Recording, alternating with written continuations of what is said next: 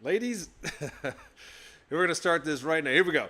Ladies and gentlemen, drivers, gig workers, and everyone in between, welcome to This Week in Rideshare podcast. I'm your host, Jared Hoffa. It is Friday, August 15th, and this week we are speaking with Attorney Bryant Greening about accidents, injuries, and everything you need to know. Legal Rideshare breaks it down.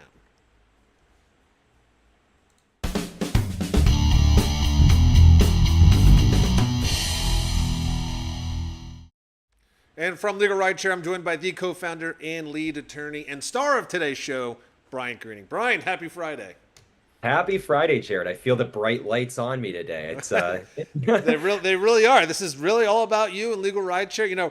We do this every once in a while, and I think it's important that we, just sort of encapsulate, personal injury and rideshare accidents and injuries and what Legal Rideshare does. We do a lot of news segments. We bring a lot of people on, but I think it's been quite a while since we've done this. And I thought it would be, pretty useful for drivers. yeah, it's nice to get in front of the drivers and really explain who we are, what we do, my background. I'm excited. It's good to get the info out there.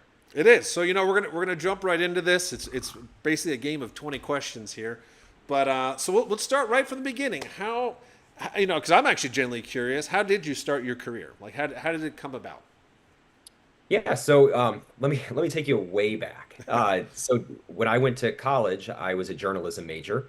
I worked in newspapers for a while, and I loved the investigation. I loved getting a story and talking to people and putting the facts together.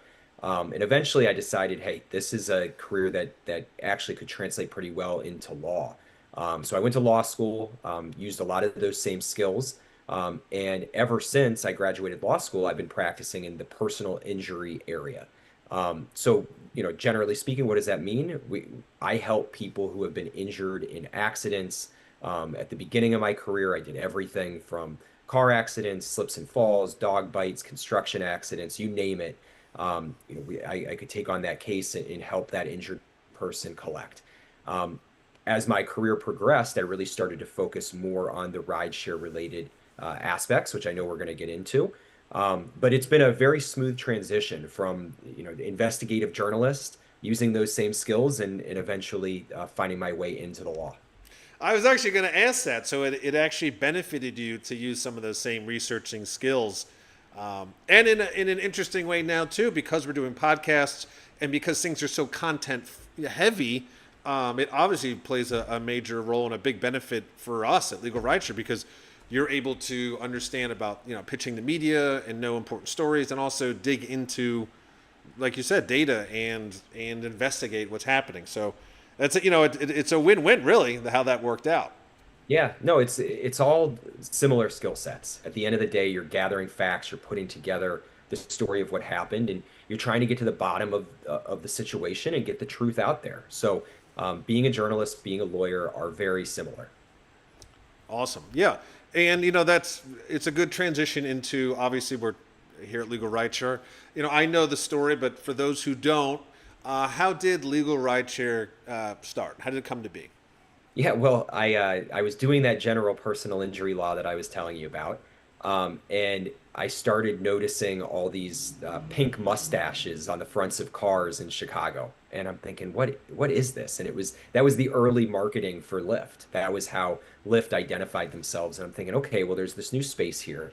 And shortly thereafter, I start getting more calls from people saying, hey, I'm a Lyft driver, I'm a rideshare driver, I've been involved in an accident.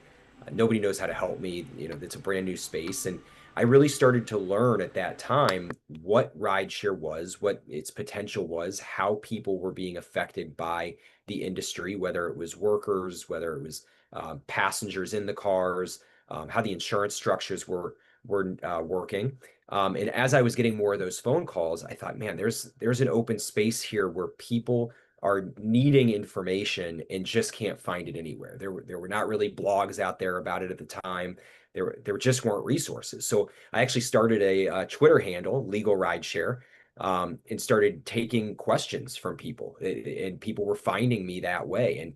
And within a pretty short period of time of creating that Legal Rideshare Twitter handle, we had a brick and mortar shop where we were practicing law as a go-to source of rideshare law because I'd taken the time to learn it when nobody else really had yet.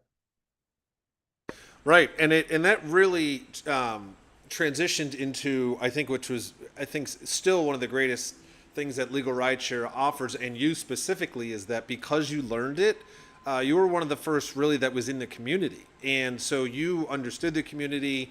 You even drove Uber for a short time, if I'm not mistaken. So you really did understand, hey, what, there's an issue here, and got involved. And then even today, a lot of times when we have guests on, you'll notice that they often, you know, talk about you in a pretty high light of being there since the beginning and supporting, which I think is just an amazing thing. There's someone blasting music down the street, but which I just think is such a really cool thing. And that being said, how does, I think we deal with this all the time, and especially you as the attorney. But for those who don't know and sometimes get confused, what specifically, how does legal rideshare help drivers? What is the thing that makes us, our core focus? I think we need to get that across. So Legal Rideshare focuses on accidents and injuries. We help drivers who have been in car accidents, who need help with their insurance claims, whether it's for medical bills, lost wages, pain and suffering, anything that relates to being physically injured in a car accident. Our focus is drivers. We also help passengers. If you've been injured in a rideshare related event, even as like a pedestrian crossing the road, if an Uber car hits you, like anything that relates to the rideshare space where there's a bodily injury that requires medical treatment, that's where we step in and can demand compensation. We can put money in your pocket to pay for things in losses, such as, like I said, medical bills, pain and suffering, all that. So we really focus on trying to make people whole after they've suffered losses due to a crash. Yeah, and I think it's important for you to clarify too. I think I get asked this question a lot. How can legal rideshare help both drivers and passengers? Aren't you suing the driver? How does that work? So can you Yeah, explain that process? sure. No, what we do is we make insurance claims. So in any accident, there is a layer of insurance that covers that event, whether it's provided through the rideshare company, whether it's provided through the at-fault driver. That's part of what we're investigating. We're figuring out which policy to go after. But no, we can represent people on both sides, whether it's the driver, whether it's the passenger, whoever's been injured, particularly if you're not at fault for the injury. If you're driving your Uber car down the street and somebody rear ends you, and both you and your passenger are hurt, well, we actually could equally represent the driver or the passenger because neither of those people caused their injuries and both suffered losses. So at the end of the day, we're fighting the insurance companies to get the money that you're entitled to. Got it. Okay, so walk me through a typical, situation, a process. So let's say I call legal rideshare. I'm an injured driver. I tell you I'm injured. What happens next? Yeah, I'll give you an example. I spoke with a Lyft driver today who was just involved in a crash last night. So she calls our office and she says, I was rear-ended. I have injuries. I don't know what to do. My car is in complete disrepair. My body requires medical treatment. Lyft is telling me that I can't drive anymore because I've been in this accident. So right now we're looking at this and we're saying, okay, well, there's bodily injury, check, we can help there.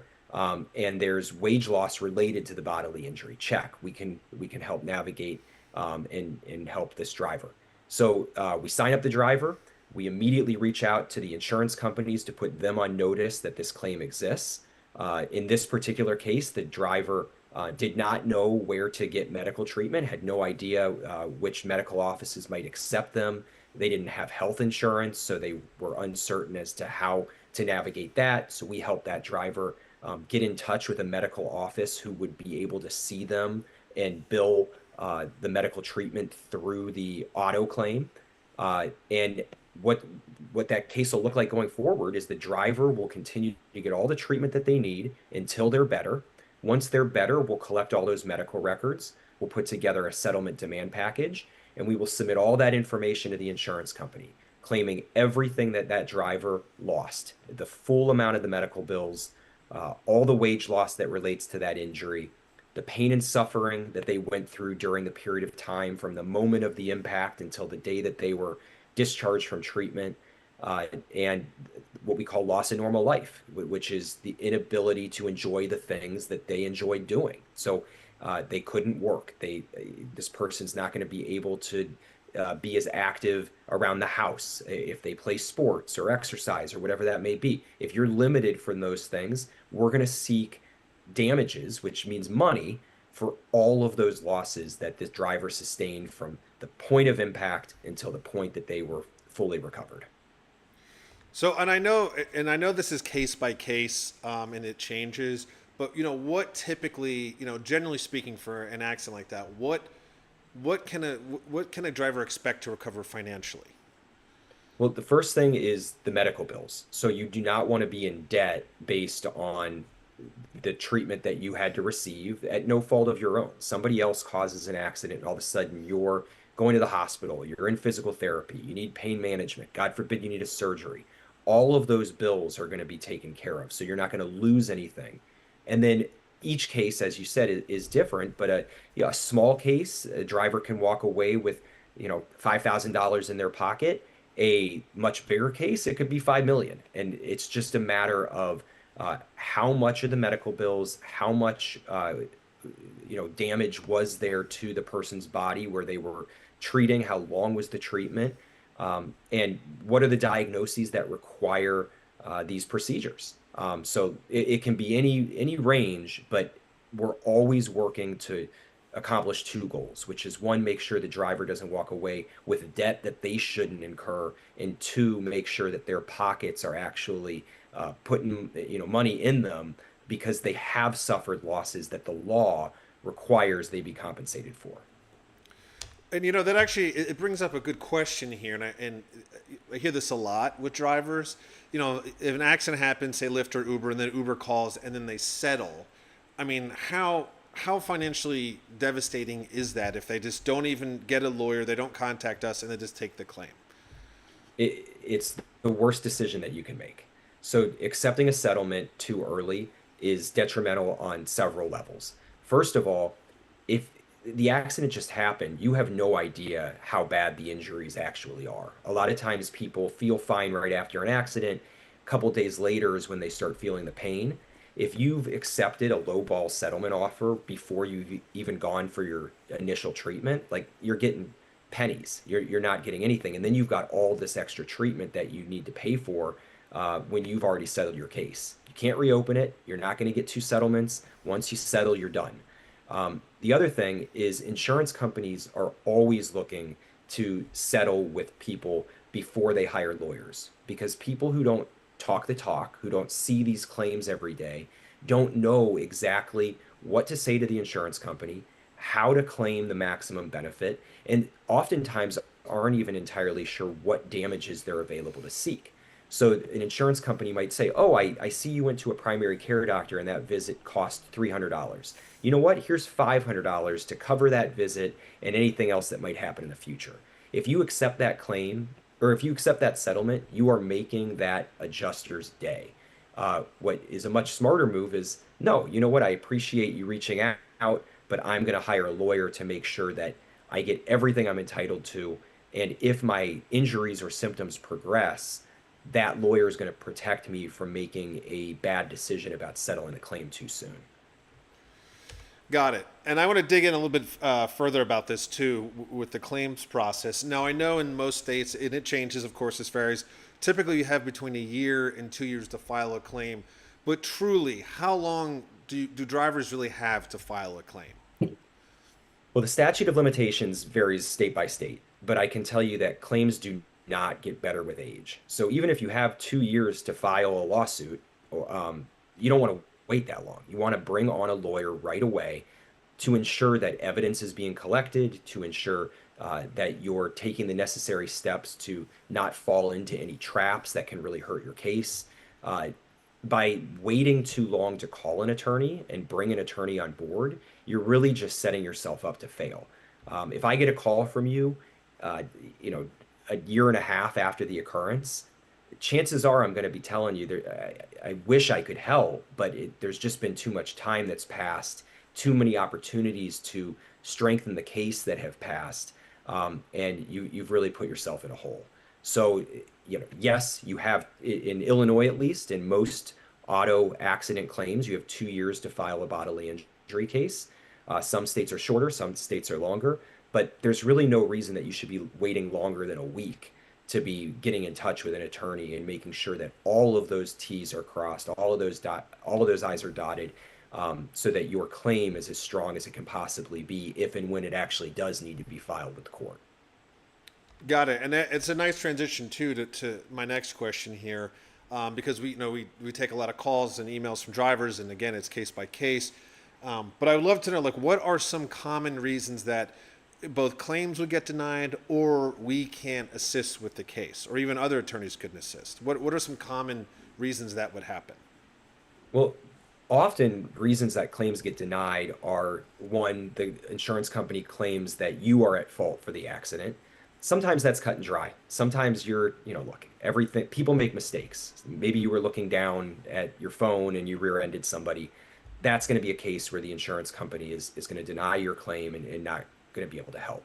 But there are other situations where the insurance company tries to point the finger at you when in actuality, you did nothing wrong and we can prove it. So by bringing on an attorney early, we can gather evidence that actually proves the insurance company is wrong in denying your claim and that you were not at fault for it. If you wait too long to bring on an attorney like me, that evidence is going to be gone. Those witnesses are going to be hard to find, and we're not going to be able to overturn that decision.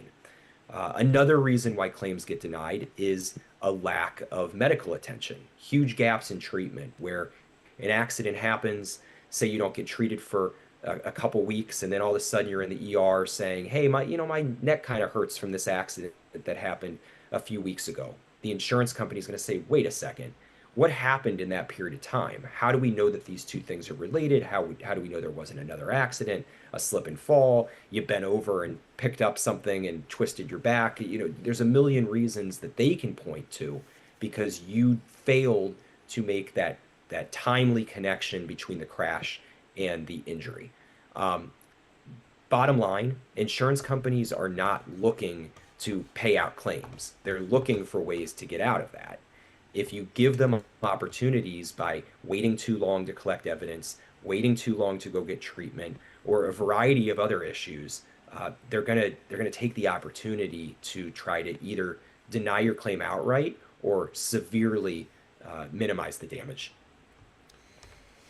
Right, and I think the good news is I think a lot of drivers do understand that. The insurance companies are really not on their side. I think one of the things that we've discovered, at least I personally have, in taking a lot of these calls and emails, is, as you pointed out earlier, drivers just don't know what to do, and especially after an accident, you're frazzled. A lot just happened. It's mentally exhausting, physically painful. And so when Lyft or someone calls and they go, "Hey, just sign this line here and you're done with it," I think that's why drivers do that. And also, like you said, if things take too long. But it's important to showcase that because it's so easy for lawyers to put a TV ad and say, we'll take any case, and we always win. It's a gazillion dollars. But that's not necessarily true.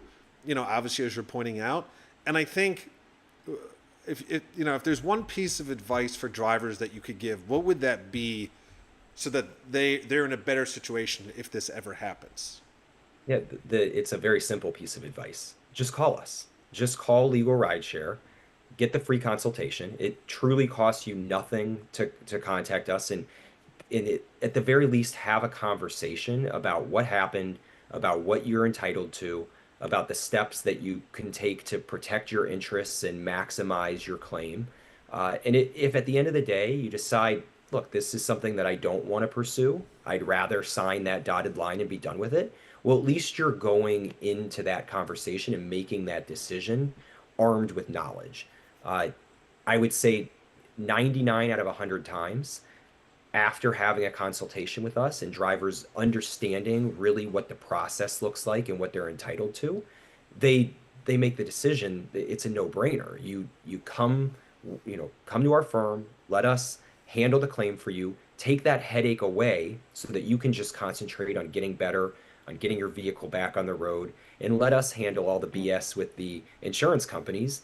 And when you're done, when you're healed, when everything is when your life is really coming back together after this traumatic event, well, then we can be the ones to fight the insurance company, advocate for every single dollar that you deserve, and ultimately make a decision that's going to put money in your pocket, make sure that you aren't saddled with debt that you didn't cause, and you're in a far better position going through that process and allowing us to work with you than you would have been just taking the easy way out and accepting that $300, $500 offer that they throw at you to try to make the claim go away. Right, and very well said. This has been very insightful, even for me. And I've been with Legal Rideshare for quite a long time, but it's always good, again, as a refresher for drivers to know what options they have, how the system works. So I really appreciate this. Final word here is always, Bryant. How do drivers get a hold of Legal Rideshare? How does that work? And then we will sign off. Yeah, so like I said, you want to get in touch with us. The easiest way to do that is to visit our website, legalrideshare.com. It has all of our contact information. If you reach out to us through the website, I will get that email. It will come to my inbox. So that's the easiest way for us to connect. And as I've said, probably 20 times during today's episode, do not wait. The cases do not get better with time. The consultations are free. There's simply no reason to not reach out to us and see how we can help put your claim on solid ground. Awesome. Well, Bryant, thank you so much again. You heard it from the man himself, accidents and injuries and everything in between. But that is it for this week in Rideshare, and we will see you next week.